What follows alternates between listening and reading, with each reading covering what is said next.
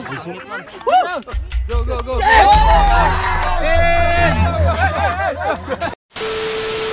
For today's video mga kaisla, samahan niyo po kami sa aming journey sa Bohol dahil napasama tayo sa isang malaking challenge ni King Lux na may premium 500,000 pesos. Ang goal ay kung sino ang unang makakuha ng flag sa tuktok ng Chocolate Hill, sa kanya mapupunta ang 500,000 pesos. At hindi namin pinalagpas ang pagkakataon, kaya bumiyahe kaagad kami papuntang Bohol. At ang representative player pala sa Team Isla Camotes Vibes ay si Dexter. At nandito na nga kami sa Consuelo Port. Pumila na kami para makasakay sa barko. Sa time na ito, konti lang ang mga pasahero. Makalipas ang ilang minuto, umalis na ang barko papuntang Cebu. So, 2 beses pala kaming sumakay ng barko mga kaisla, from Camotes to Cebu at Cebu to Bohol. Dahil walang direct trip from Camotes to Bohol. So, makalipas ang 2 oras mga kaisla, kami ay dumaong na sa Danao Port. So, while padung may sa Bohol mga idol, so mahuning mga tao dari padung po sa Camotes Island. Yun sila. Adhana. At sumakay na kami ng minibus papuntang Cebu City dahil doon kami sasakay sa Pier 3 papuntang Bohol. At nag-request si Dexter sa driver na kung pwede sa front seat siya uupo kasi mabilis siyang malula at magsuka dahil hindi pa siya sanay sa mahabang biyahe. Makalipas ang 1 oras, dumating na kami sa Cebu City at dumaan muna kami sa SM para kumain. Kaso, sarado lahat ng fast food kasi Holy Thursday sa panahong iyon kaya dito na lang kami kumain sa supermarket. After namin kumain, sumakay na kami ng taxi papuntang Pier 3 at nandito na po kami mga kaisla. Pina-verify na namin ang aming mga ticket para kami ay makasakay na ng fast craft papuntang Tubigon, Bohol. Makalipas ang ilang minuto, tinawag na ang pasahero para sa biyaheng 5:30 PM papuntang Tubigon, Bohol at pila ulit para sa ticket. After ilang minuto, nakapasok na kami at hinanap agad namin ang aming mga seat number. After 1 hour and 45 minutes, dumaong na po kami sa Tubigon, Bohol Port at kanina pa pala naghihintay ang susundo sa amin. Sila po pala ang may-ari ng Sarah's Garden Bed and Breakfast, kung saan doon muna kami mag-stay na isang gabi dahil the next day pa ang aming game. Ganito nga pala ang ambience ng tinitirhan namin. Sobrang green ng paligid at presko ang hangin at napakabait at napakamaalaga ng may-ari dito. Kaya kung kayo ay may planong pumunta ng Bohol at naghahanap ng mastayhan, highly recommended po namin dito sa Sarah's Gardens Bed and Breakfast. Dito lang yan sa Sagbayan, Bohol. At dumating na ang araw ng challenge kaya si Dexter nag-exercise na at naghahanda para sa kanyang laban.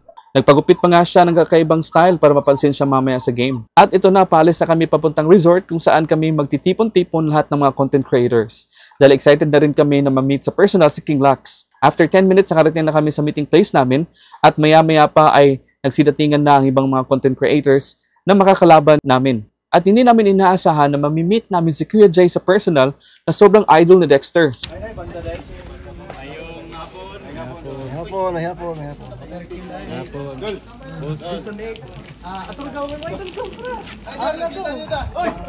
Kaya jiway. Video. Ay, Dex. May hapon. Sir, may hapon. May hapon. At hindi agad pinalagpas si Dexter ang pagkakataon na makakolab si Dongkoy.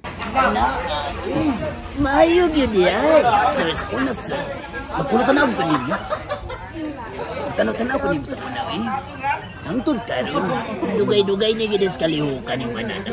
Sa una, sunod-sunod rin ako imukuhan katong katsito. Katsito, eh. Oo, tama. Nakinumdum ko. O, kato, eh.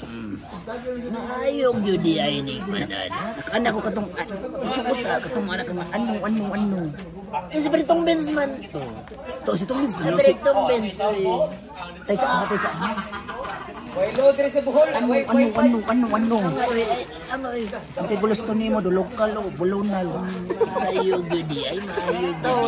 Tos. Asa luwasa man si Mas Lucy. Di lang masabawi kay mong ilugon. Sauce. May kanik kayo na ikulot salin sa ulugma. Nagkabikil man tingali ta. Wala pa sauce. Lokalin kita ngayon. Sibat na lang tingali. Maya-maya pa ay pinagparis-paris na kami ni King Lux at timing na si Kuya JY din ang naging partner ni Dexter.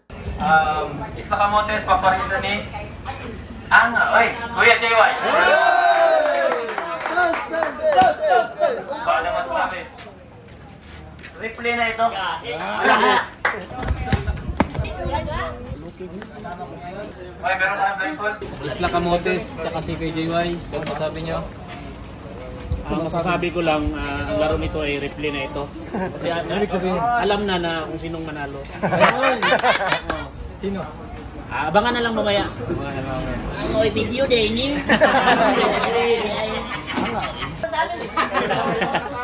Pagkatapos ng lahat ng paghahanda, ay umalis na kami papuntang site kung saan gaganapin ang challenge.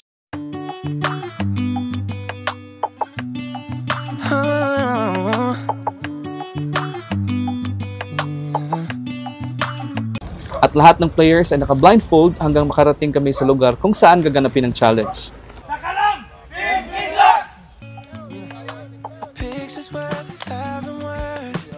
Nasa likod ko ang 10 team na maglalaban-laban sa extreme challenge na to, at kung sino ang una makakuha ng flag sa tuktok ng bundok ay mananalo ng 500,000 pesos! Simulan na natin ang laro!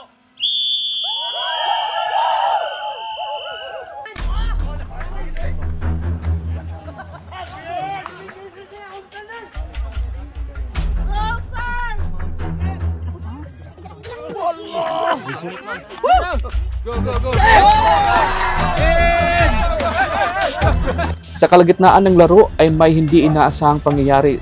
Sa itaas ng Chocolate Hill, panoorin ang buong video ng laro sa page ni King Lux.